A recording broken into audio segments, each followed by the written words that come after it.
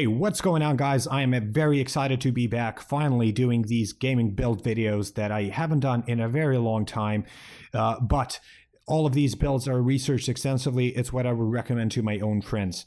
Basically, if you order everything from Amazon, you will be able to get it for about $650. If you get everything from PCPARTPICKER, you can get it for about $15 less, but you have to order everything separately. Delivery times may vary. And also, if you order it from Amazon, you would be helping this channel quite a lot. So, with that in mind, let's move on to the first component. We're starting off this build with the Intel i3 3.7 GHz. Basically, this processor is a dual-core processor, so it may not be the best for resource-intensive programs, but for gaming, it should be fine. It supports hyper-threading. It supports DDR4 memory. Basically, this is the cheapest Intel processor I could find that's fairly decent. If you want to go the AMD route, you can get the AMD FX-8 core Black Edition. It's got 3.3 GHz in each core with 4.2 GHz turbo. It's a very good CPU for the money. However, the Zen series of processors are coming from AMD are going to be here somewhere around the summer, maybe even earlier. So if you have money, because it's going to be a little more expensive, I suggest if you plan an AMD build to wait for that instead. Now moving on to the motherboards. If you decide to go with an Intel processor, the B150 Plus is under $100. It's an ASUS ATX motherboard. It supports DDR4 memory. It's got two USBs 2.0 and two USBs 3.0 and the Type-C. Any motherboard from these series should do the job. The B150, the 150 Plus, the H170 Pro Gaming, Aura. However, have in mind these motherboards do not allow overclocking. So if you do want to go with Intel motherboard and want overclocking, you should go with the Z170 series of motherboards, which are a little bit more expensive, but may be worth if you plan on overclocking. Moving on to the AMD suggestion for the motherboard, 970A Gaming Pro Carbon is a pretty good motherboard. It only sadly supports DDR3 memory, but you won't notice really that much. It's got AM3 Plus socket for the CPU that we chose previously.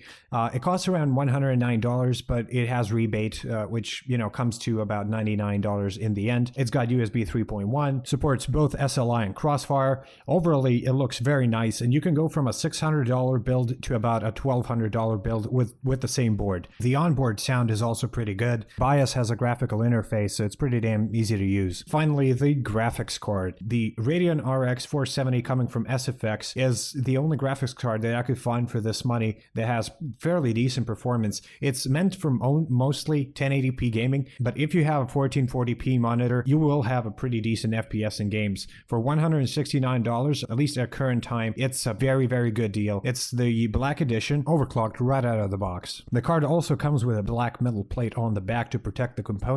It also comes with two fans, which are not backlit. So if you want LED lighting on your graphics card, basically you have to take the fans out, which you can do in case they get broken or anything. You can replace them with the LED versions, which are sold separately. As far as memory goes, G.Skill Ripjaws X should do the job just fine. You don't need anything faster than that. You can go for a higher frequency, but I would suggest upgrading your CPU as well in that case. Overall, very good RAM. The latencies are very, very nice, and it's got a lot of good reviews. It's a RAM that I recommended even 2 years ago. It just says a lot about the quality. As far as storage goes, to fit everything in the budget in this build, I had to decide between an SSD or a hard drive. Both SSD and the hard drive that I chose are from $50 to $60, so you got to decide between those or just get both of them for $50 over this price. SSD that I chose is the SanDisk Plus. It's got 240 gigs for $56 right now, which is a pretty damn good deal. However, have in mind, it's not as fast as a Kingston or a Samsung drive would be,